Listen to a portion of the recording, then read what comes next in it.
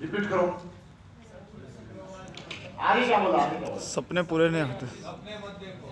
कौन बोलता था? उसको बापू। क्या बोलता था? सपने मत देखो, पूरे नहीं होते। बापू कहता था सपने मत देखो, सपने कभी पूरे नहीं होते। मैं आपको सच बताऊं, आमिर खान की एक मूवी थी जिसमें गाना था, क्या था? पापा कहते हैं बड़ा नाम करेगा। वो तो सिर्फ झूठा था। ओ, बापू सेहत के लिए हानिकारक। हानिकारक। ये मैं सच बता रहा हूं, दुनिया में सबसे बड़ा हानिकारक जो है ना वो हमारा बापू है सेहत के। ये गाना झूठा नहीं है, ये सच्चा गाना है। आप प्रैक्टिकल करना। अगर पड़ोसी के बच्चे ने आके बोला ना अंकल अब की बार 90%, उसकी पीठ पे हाथ एक टू लगाएगा, पक्का ले आएगा। और अपने वाले ने बोला कि पापा मैं सोच रहा हूं इस बार तो 95 तक ले ही आऊं, आप सच बताना पापा के वर्डिंग क्या हो? तेरा रग रग पहचानता हूं, तो मुझे बताएगा कितना पानी है। हमेशा हर किसी का पापा एक बात बोलता है, देख उसके जैसा बन के दिखा, लेकिन किसी और के बच्चे को जाके नहीं बोलता कि मेरे वाले के जैसा बन के दिखा। गलत तो नहीं बोल रहा हूं? No sir. आप मेरे साथ में हैं? यस। ऐसा होता है, ऐसा होता है। यस। ये गाना गलत नहीं बना, बापू सेहत के लिए रियली हानिकारक है। इसलिए बापू बोलता था सपने मत देखो, लेकिन सपने देखो। सपने देखने वालों के ही पूरे होते हैं, जो सपने नहीं देखते उनका पूरा ही क्या होगा पूरा उसका जो सपना देखेगा। तो आज के बाद कुछ भी बड़ा करना हो लाइफ में तो सेटिंग कीजिए बड़े बड़े गोल्स। मैं आपको खास बात बता रहा हूं, आपको ध्यान रखने वाली बात, ध्यान से बहुत ही सीरियसली सुनिए। दुनिया में जब आप कुछ भी पाना चाहते हैं, कुछ भी हासिल करना चाहते हैं, आपको दो कैटेगरी होती है, एक होती है 90% और एक होती है 10%। 90% ताकत एनर्जी इस बात में लगती है कि आप उस चीज को स्वीकार करें कि ये मैं पा सकता हूं। मात्र 10% ताकत लगती है किसी भी स्वीकार की हुई चीज को मूर्त रूप देने में। और एग्जाम्पल, मंगल ग्रह पे चांद पे घर बनते हैं, लोग रहते हैं या नहीं? यस या नो? यस। आप में से सच बताइए, किसी ने आज तक ड्रीम बनाया कि मेरा चांद पे घर होगा? नो। नहीं बनाया, क्योंकि हमारी औकात से बाहर है, हमारी लिमिट से बाहर है, हमारी सोच से बाहर है, राइट?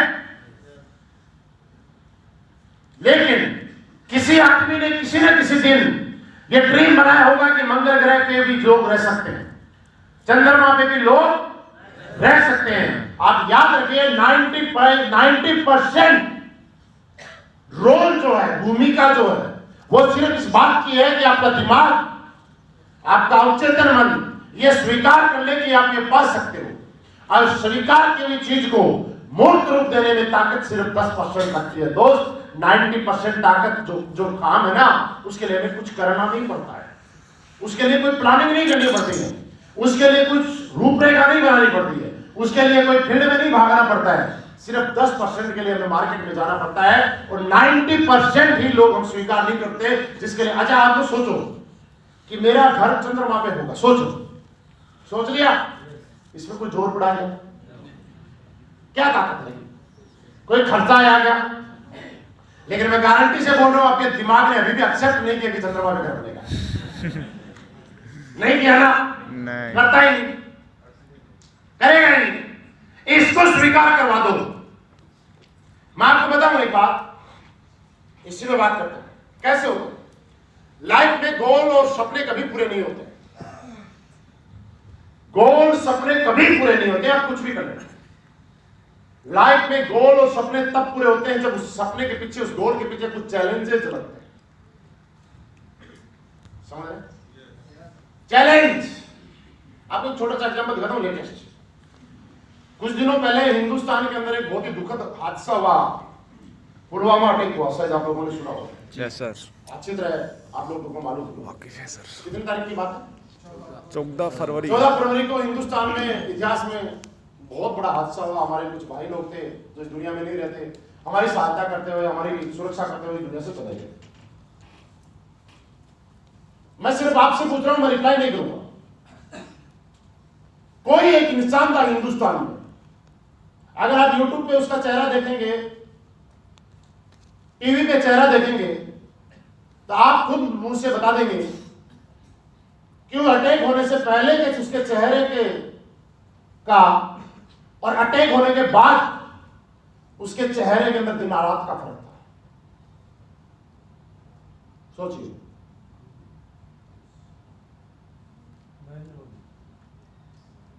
राइट? Yes yes. आप 13 तारीख का 14 तारीख का जब अटैक नहीं हुआ था, उससे पहले का नरेंद्र मोदी का चेहरा देखिए, और जब अटैक हो चुका था उसके बाद उसके चेहरे को पढ़ने की कोशिश की, दोनों चेहरों में दिन रात का फर्क था। Yes yes. मैंने नहीं बोला, रिप्लाई आपने किया है। उस चेहरे के ऊपर एक चीज लग रही थी कि यार बंदा कुछ टेंशन में, चैलेंज के साथ। मैं अभी भी बोल रहा हूं, मैं किसी राजनीतिक पार्टी से मेरा कोई मतलब नहीं है, तो इस बात को उल्टा ना ले। उसके बाद आपके हमारे राजस्थान के अंदर उदयपुर के अंदर एक रैली हुई थी। उदयपुर रैली के अंदर आप यूट्यूब पे देख रहे हैं, डायलॉग था नरेंद्र मोदी, रैली बहुत अच्छा डायलॉग बोला। उन्होंने लोगों से पूछा कि क्या आप चाहते हैं कि आतंकवाद का खात्मा हो? जनता का जवाब क्या आया था? यस आएगा। फिर नरेंद्र मोदी जी ने अगला डायलॉग डिलीवर किया था कि अगर ये आतंकवाद का खात्मा मेरे हाथों से लिखा है तो मेरे हाथों से ही सही। ये डायलॉग था, सुन लेना सर, किसी को याद होगा क्या था? अगर ये आतंकवाद का खात्मा मेरे हाथों में लिखा है तो मेरे हाथों से ही सही। ये बात थी ना। अचानक हम लोग सोए हुए जस्ट कुछ दिन के बाद, और मैं बताऊं कि हम लोगों को प्राउड फील होना चाहिए 300 किलो कि हमारे भारत की वायुसेना ने, जब हम लोग सो रहे थे उस टाइम दुश्मन को घर में घुस के मार के आए, वो हिंदुस्तान के वीर के साथ। और ये न्यूज सुनने के बाद हर भारतवासी को अपने भारतीय होने पे और ज्यादा गर्व हुआ होगा, और ज्यादा प्राउड फील हुआ होगा कि हम लोग कोई और नहीं, हम उस भारत देश के वासी हैं कि रियली हमारी तरफ कोई अंक दिखाएगा तो हम उसके घर में जाके भी आग निकाल के ले आएंगे। और ये हम और आप लोगों ने किया है, भारतीय वायुसेना ने करके दिखाया। ये चलो यस ये चलो यस। उसके अगले दिन फिर एक हादसा, हमारा एक कमांडर फाइटर यस गलती से भटक के किसी और जगह चला गया। Wing commander. आज तक के इतिहास में पहला रिकॉर्ड है कि हमारा पायलट मात्र 24 घंटे के अंदर, शायद 48 या 72 घंटे के अंदर सही सलामत हिंदुस्तान की धरती के ऊपर इज्जत के साथ आया है। पहला रिकॉर्ड। यस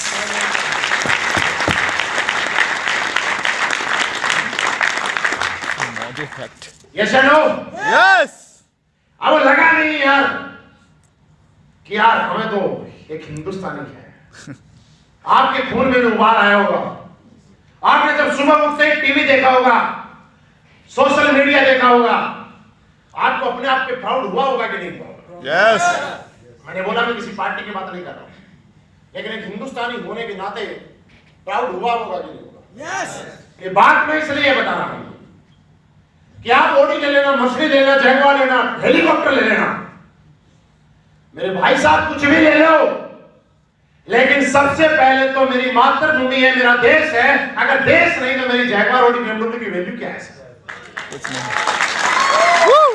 चलो यस। आज अब इस बात पे थोड़ा सा विचार करें, ऐसा इतना जल्दी और ऐसा क्यों हुआ? मालूम है? बताऊं? जब ये अटैक हुआ उस टाइम लोकसभा चुनाव की डेट तकरीबन आ चुकी थी, डिक्लेयर नहीं हुई थी, आचार संहिता नहीं लगी थी, लेकिन लोकसभा चुनाव बिल्कुल सर पे थे। जब भारतीय जनता पार्टी की सरकार बनी थी तो एक नारे पे बनी थी कि हम आतंकवाद को खत्म करेंगे, एक के बदले 10 सर काटेंगे। इसी बात पे बनी थी। विरोधियों को और बहुत अच्छा एक मौका मिल गया। बहुत अच्छा एक पॉइंट मिल गया कि जो सरकार बोलती थी कि हम ये करेंगे, उन्हीं के राज में इतना बड़ा हादसा हो गया। मतलब सरकार के ऊपर कीचड़ उछालने के लिए और ब्लेम करने के लिए हजारों ऑप्शन मिल गए और हर राजनीतिक पार्टी की तरफ से तरह तरह की टिप्पणियां आनी शुरू हो गई थी। राइट?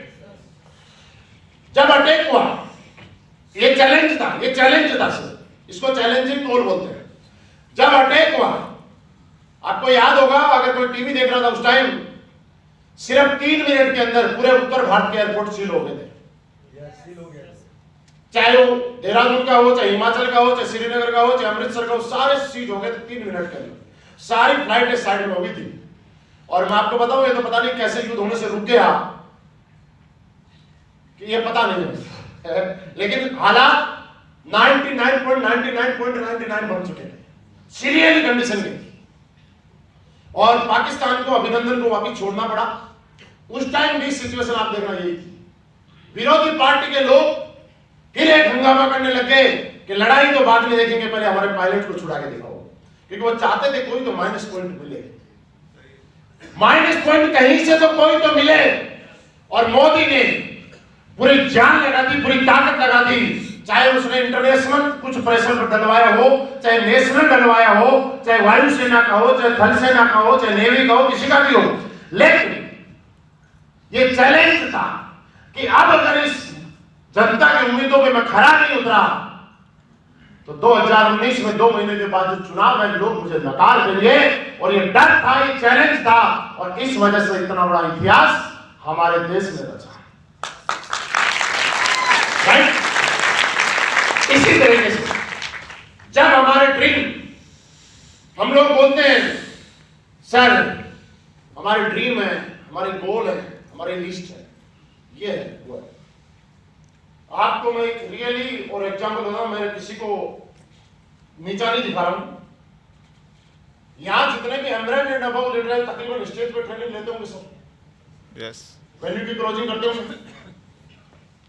दुख की बात बताऊं आपको, जो लीडर पिछले 2 साल, 2.5 साल, 3 साल, 4 साल, 5 साल से स्टेज पे धड़ाधड़ ट्रेनिंग दे रहा है, गोल बनाओ, गोल बनाओ, गोल बनाओ, उसकी डायरी में आज भी गोल नहीं है।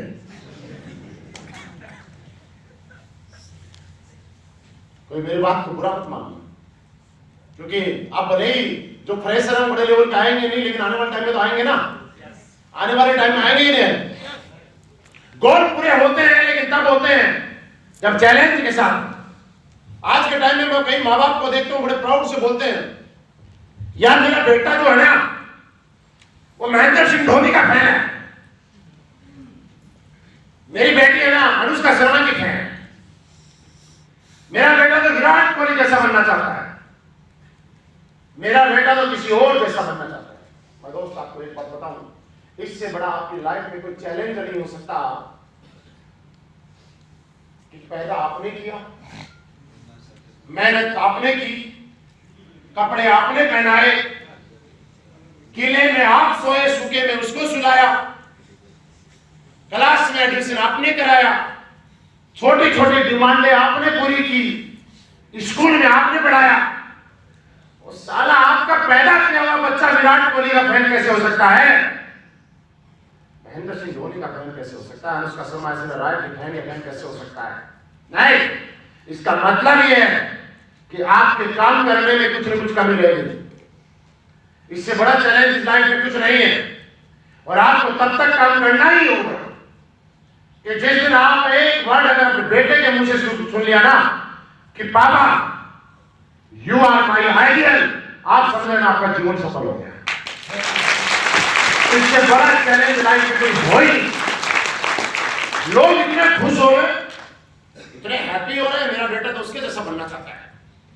हाँ, यह स्वीकार है कि पड़ोसी के बेटे का मैं आइडियल हो सकता हूं, किसी और का बेटा मुझे आइडियल माने, ये स्वीकार है, लेकिन मेरा बेटा मेरे अलावा किसी और को आइडियल माने, ये स्वीकार नहीं कर सकता। अगर कर रहा है तो हमारी दिक्कत है। और आप लोगों को इससे बड़ा चैलेंज कुछ नहीं है, ये आपको करना ही पड़ेगा। इससे बड़ा क्या मांगोगे?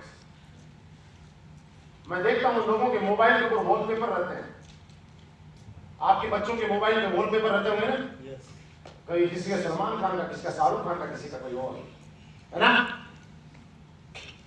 या तो मम्मी का फोटो होना चाहिए या पापा का होना चाहिए, और किसी का नहीं। गलत। सोच के देखिए यार, ठंडे दिमाग से, अगर किसी और का फोटो उसके वॉलपेपर पे मोबाइल पे, तो हमारी कमी, गलती हमारी। इससे बड़ा चैलेंज लाइफ में क्या हो सकता है? अंडरस्टैंड? कुछ भी करिए, ये टारगेट आपकी लाइफ का होना चाहिए। टारगेट कैसे पूरे होते हैं बताऊं? अच्छा, आप में से बहुत सारे लीडर्स उनसे बात करता हूं।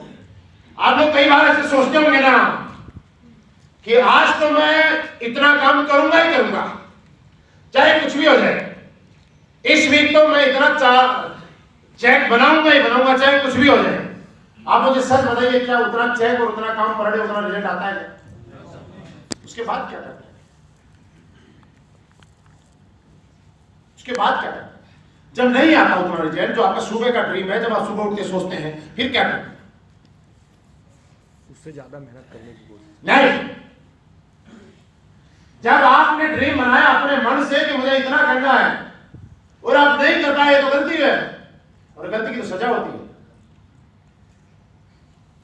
जैसे नो, क्या सजा मिलनी चाहिए? नहीं। एक नियम बना लो आज के बाद कि जब जब आपने अपना बनाया हुआ ड्रीम अगर पूरा नहीं किया, तो आप अपने आप को सजा देंगे। हाँ, आपने सोचा कि शाम तक 100 स्पीड निकालना है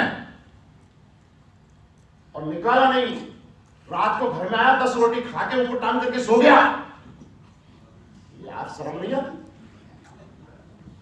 अपने आप को सजा दीजिए कि मैंने सुबह उठा हूं, 100 स्पीड का कमिटमेंट कर रहा हूं। अगर रात को 100 स्पीड नहीं आएगा, मैं रात को अपने आप को सजा दूंगा, रात को खाना नहीं खाऊंगा, नहीं खाना, रात को बेड पे नहीं सोऊंगा। एक महीने अपने आप को सजा देना शुरू करो। आप जज भी आप हो, वकील भी आप हो, और सजा स्वीकार करो। अगर 1 महीने के बाद मैं गारंटी देता हूं आपका सोचा हुआ एक ड्रीम अगर पूरा ना हो जाएगा, तो आप मुझे बता देना होगा। ये सराहना तब आती है। मैं कई लीडर से बात करता हूं, सर चेक कितना बना? सर इस वीक तो नहीं बन पाया। कहां है? खाना खा रहा यार, जाके दे रहा है, ठूस रहा है, खा रहा है? खा रहा हूं। मैंने कहा यही रखते, और इस खाने को खाया ना तो देख लेना। बोला क्यों सर, कोई गलती होगी क्या? मैंने कहा नहीं, खाने में पॉइजन है। बोला नहीं, घर में मम्मी ने बनाया, किसी ने बनाया हुआ पॉइजन है। बोला क्या करूं? मैंने कहा जब तक चेक नहीं बनता ना, तब तक खाना नहीं खाएगा। ड्रीम बनाइए सर। डेली सुबह जब आप उठते हो, डेली एक सुबह गोल फिक्स करो कि शाम तक इतना धंधा, इतना बिजनेस चाहिए, इतना काम मुझे करना, 10 लाख देने हैं, चाहे इतना रिजल्ट पे करें, रिजल्ट ओरिएंटेड करें, चाहे काम ओरिएंटेड करें, इतना चाहिए। अगर उतना आप पूरा नहीं कर पाए तो शाम को सजा के तैयार हो जाना। घर के बाहर चारपाई लगा के सो जाना मंजूर है। अगर मच्छर खाते हैं तो मोर्टिन नहीं लगाना, पूरी रात मच्छर के आगे पड़े रहो। खाना नहीं खाना, घर वाले पूछेंगे क्यों नहीं खा रहा? मम्मी बहुत बड़ी गलती होगी, आज मैं मेरा टारगेट पूरा नहीं कर पाया। मम्मी क्या बोलेगी?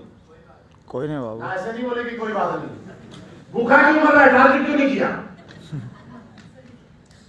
जब जब अपने आप को सजा देना शुरू कीजिए आज के बाद, जब जब आप लोग कभी भी किसी टारगेट को अचीव नहीं कर पाते हैं, जो आप, यार मुझे बताओ, टारगेट आपने खुद बनाया, खुद बनाया ना, फिर भी अचीव नहीं किया, तो सजा का हकदार कौन? अगर किसी और ने बोला कि इतना करना है, फिर नहीं कर पाए, वो चलेगा। खुद टारगेट बनाया, खुद नहीं किया, फिर बोलते हैं कि सजा का हकदार कौन? खुद ही है। अपने आप को पनिशमेंट देना शुरू कीजिए। घर में जाके सोना नहीं है, समझ रहे? याद रखिए। नेक्स्ट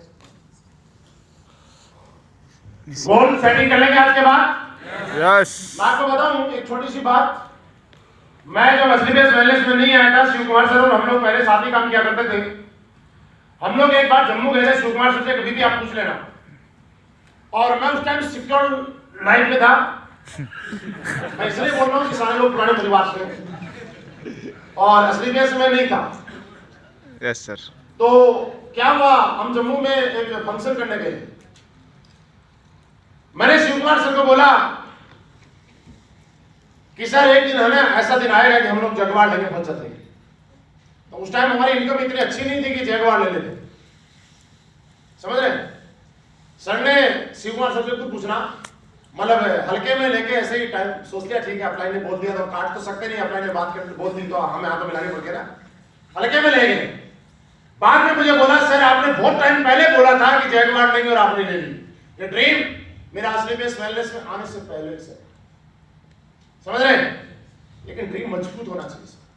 मैं जब असली बेस में आया था कुछ लोगों से मेरी बात हुई थी और लोगों को मैं बात बोलता था कि यार लाख 2 लाख कमाने के लिए, करोड़ 2 करोड़ कमाने के लिए मैं असली बेस वेलनेस में नहीं आया। अगर कोई पुरानी रिकॉर्डिंग मिलेगी तो मैं जरूर आपको सुनाऊंगा 3.5 साल पहले की। मैंने एक बात बोली कि मैं असली बेस वेलनेस में सिर्फ इसलिए आया हूं कि 1 करोड़ रुपए महीना कमाऊंगा। और आज आपको बोल रहा हूं, आज आपको बोल रहा हूं ये बात चैलेंज के साथ, सिर्फ आप छोड़ के मत भागना। मंच भी यही होगा, माइक भी यही होगा, चेहरा भी यही होगा, बस आपके चेहरे नहीं बदलने चाहिए। और मैं ये बोलूंगा कि आज हमने उस टारगेट को भी अचीव किया है कि 1 करोड़ रुपए महीना भी असली बेस वेलनेस से।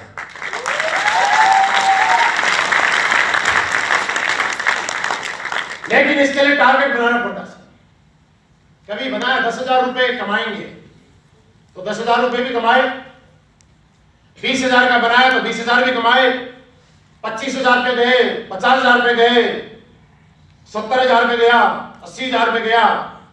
आज के दिन मैं बात करूं तो मेरा लाख रुपए का टारगेट पूरा हो चुका है। ताली इसलिए नहीं बज रही कि लाख रुपए पर डे का टारगेट पूरा हो चुका है।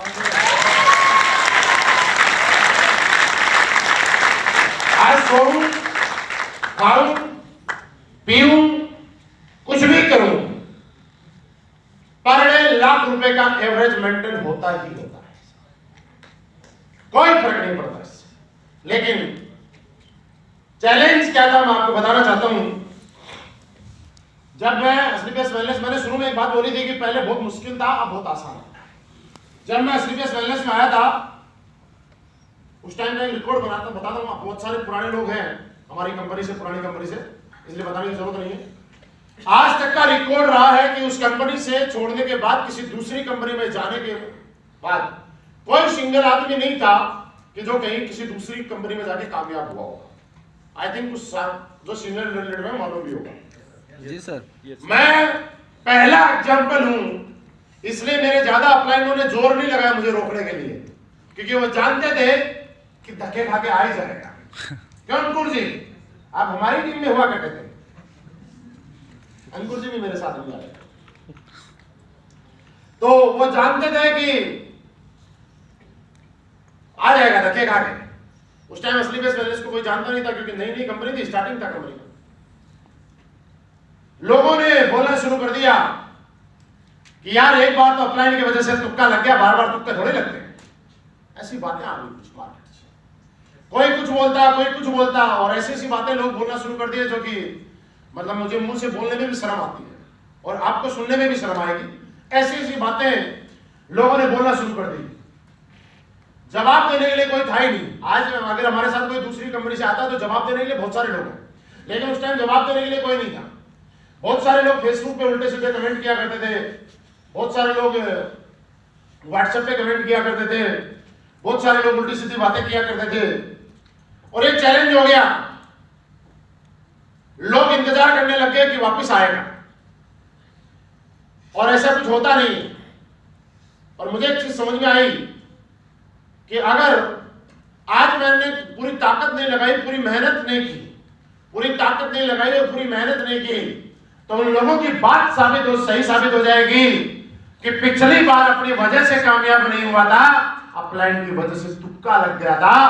और इसलिए मैं आपको बताना चाहता हूं कि मैं 6 महीने तक मेरे घर के दर्शन नहीं किए थे। मैंने 6 महीने कितना लाइन पड़ा। जम्मू की गली गलियों में मैं घुमा हूं। आज भी जम्मू के लोग जब आते हैं स्टेज के ऊपर तो वो बताते हैं कि सर जब हम किसी को प्लान देने जाते हैं तो वो लोग घर वाले पता क्या बोलते हैं यार ये वही कंपनियां जो राजस्थान वाला लड़का लेके आया था, ये वर्डिंग होते हैं लोगों को। आप यकीन नहीं करेंगे, जम्मू में ऐसी ऐसी जगह है जहां हम गाड़ी खड़ी करके 1-1 किलोमीटर पैदल जाके जेसी ऑयल का 1-1 ऑयल तेल लगा के बुढ़े बुढ़े लोगों को, और 1-1 तेल तक बेचा है, 1-1 डेंटो डॉग तक बेचा है।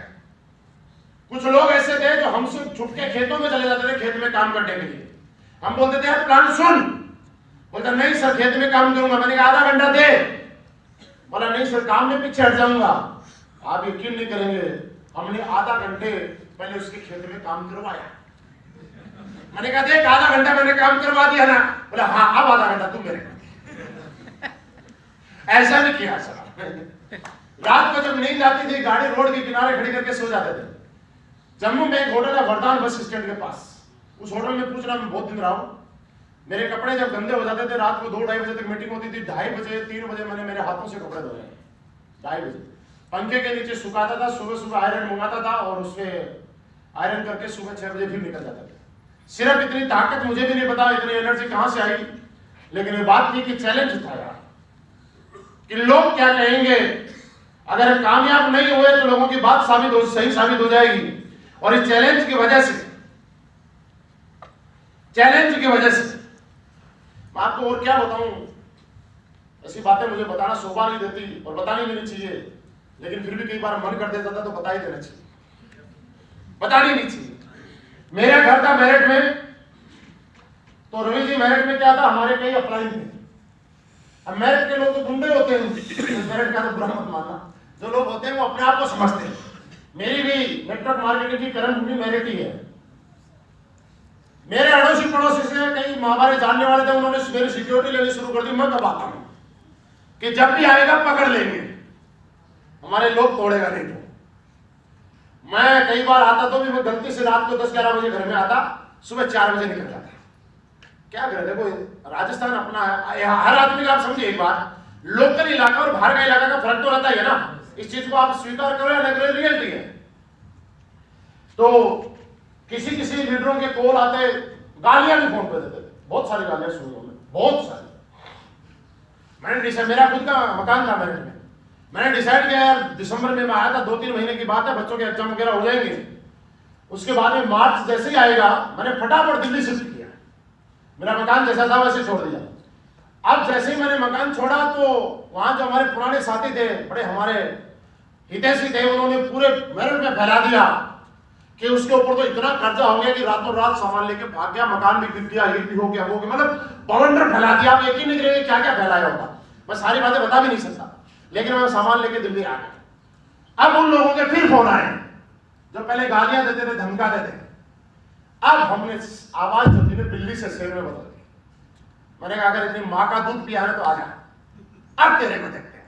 मैंने कहा वो तेरा इलाका था, वक्त तेरा था, इलाका तेरा था, जगह गलत थी, इसलिए मैं तेरी सुन रहा था। और उन लोगों को एक ही बात सिर्फ हमने रिप्लाई दिया था, उसके बाद आज तक हिम्मत नहीं हुई दोबारा फोन करने की। और जब तक वो लोग गाली देते थे, बदतमीजी की बातें बोलते थे ना, मेरी हिम्मत नहीं हुई एक भी आदमी उनका तोड़ने की। और जब से हमने बोलना शुरू किया ना, उन सालों की हिम्मत नहीं हुई एक भी आदमी बचा के रखने की, एक पैसे लाइन लगा के ले गए। और तो बड़ी बड़ी गाड़ियां लेके घूमते थे ना, उनकी किस टुकड़ा मुश्किल हो गया। आज किसी की बिक गई, किसी के धारा से जो समुद्र देना, वो सारे समुद्र रेगिस्तान में बदल गए। वक्त की बात है।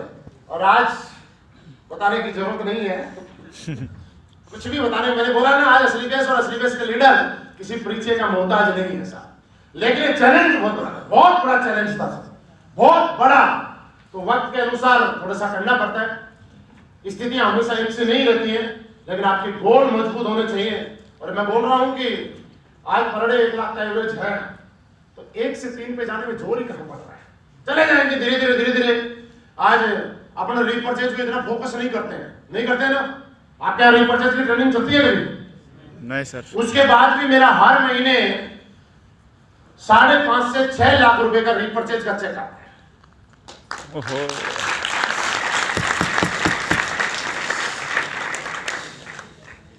फिर भी मैं आज आपको और बताऊं, 1500 आईडी वीकली यहां जाती है और 1500 आईडी वीकली यहां जाती है।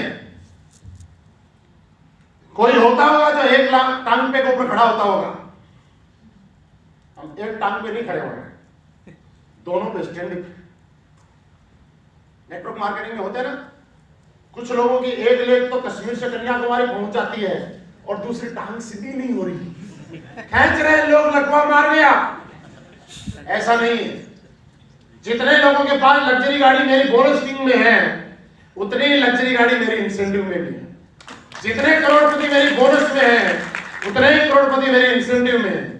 1500 सेल अगर बोनस से जाती हैं तो 1500 सेल इंसेंटिव से भी जाती हैं साथ।